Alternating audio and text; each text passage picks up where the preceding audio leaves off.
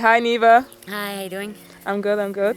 So we're at Hart Acres Sanctuary in Australia. Yeah. So what drove you to like set up the sanctuary? Oh God. You know what, actually I get this question all the time. I never know how to answer it. When we moved out here, I wasn't vegan. I was vegetarian and they dumped the sheep here.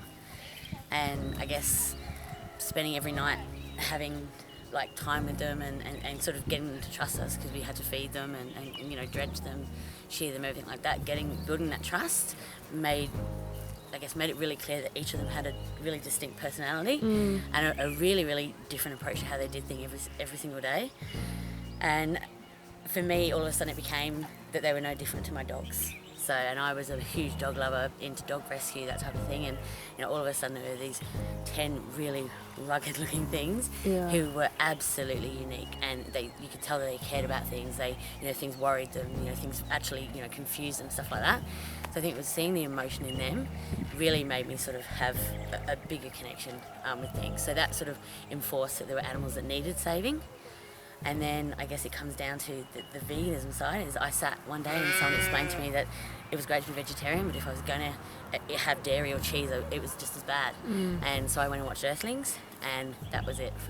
From then on, that was it. And then we rescued 2 dairy bulls. Wow. Yep, there. 4 goats. And our sheep have grown to 17. We've got 2 horses, 2 donkeys, 2 pigs, everything. So I guess, there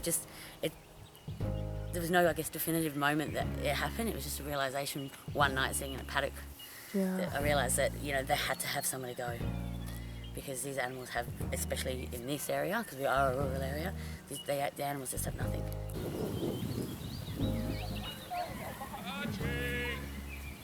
You hear a lot of horror stories, and actually you've like seen horror stories from like animal mistreatment. Like, how do you like go on and like, I don't know. Oh, look, the whole idea of Hart Acres was to build something that would provide rehabilitation for animals. So it wasn't just about somewhere where someone could dump an animal they thought was cute when they were young, and now, it was too big for the yard and stuff like that. So every single one of our animals has come from something absolutely hideous. And so our chickens are from batteries, and you know how bad they are. Like our goats, 2 of our goats were being fed alive to dogs to train them how to go and hunt pigs. And they were left to watch their siblings and their families die in front of them. So those types of things, and you lose a lot of faith in human beings, but it tends to make you a little bit stronger in terms of what you want to do, and how you can do something. So while as I said, faith in humanity is gone, it also makes you realise that if you don't do it, no one will. Yeah. So you have to be. You can't talk about how you want something to change. You have to change it yourself. Do you think activism is part of veganism? Like, can you just care about food, or do you need to like, go out and... Veganism to me, it has to be everything. I don't think you can have a plant-based diet. That's great. That's for your health, whatever.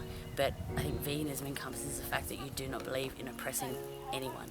You don't want to take anything from anyone. You don't take eggs from chickens. You don't, watch a calf go off to slaughter because you want the milk. That sort of thing. Like, you absolutely care about everything and everyone. And I think that's what veganism is. It's about doing as little harm as possible, and it's true compassion.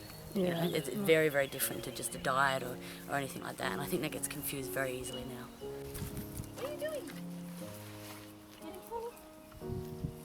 So like, how do you maintain the sanctuary? Like, you just kind of like randomly became a sanctuary from the sounds of it. So like, as I said, I used to do dog rescue, so I had, a bit of knowledge in terms of setting up as a not-for-profit.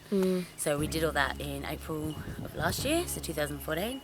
And once we set up as a not-for-profit, we started doing some fundraising and things like that. And we rely heavily on donations. So if we get food donations, fantastic. But monetary donations are the things that are really sort of kick us on, because, as you can imagine, vet bills are ridiculous here. So so it's all basically sponsorship and donations. If someone wants to, help your sanctuary, if someone wants to, we can always do it with hands out here. If people are willing to come and muck out a chicken coop, or come and spend some time. Like, the pigs absolutely love human company. The cows do. Like, they have we like to bond with our animals. Don't force ourselves on them, but there are moments that are absolutely priceless. When our cows will lie down with us, and and put their head on your lap, and you can talk. It's a nice moment, and I would encourage people to do it, to come out and volunteer and do that kind of thing, because the animals need it. And I think also it's so important in making people make a connection.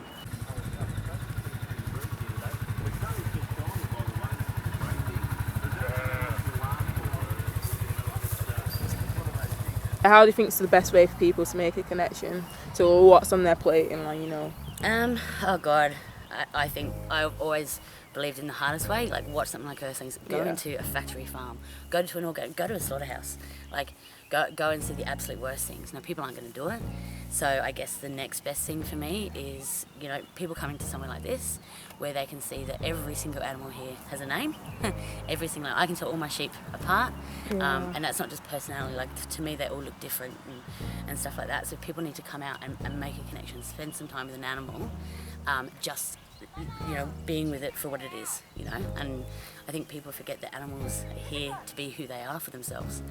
And I think coming out to somewhere like this would help people realise that.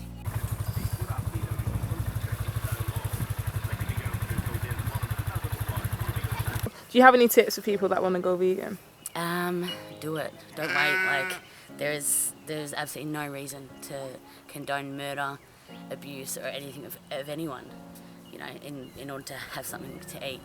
There are so many, if you love the taste of it, there's so many options where you can go out and get like fantastic mock meats, Think of your health, think of everything. Like, it is the absolute most sensible thing to do. It is. There's absolutely no other option for me. He's pooing. Sorry. I just said, sorry. So, yeah. Thank you, Neva. Thanks.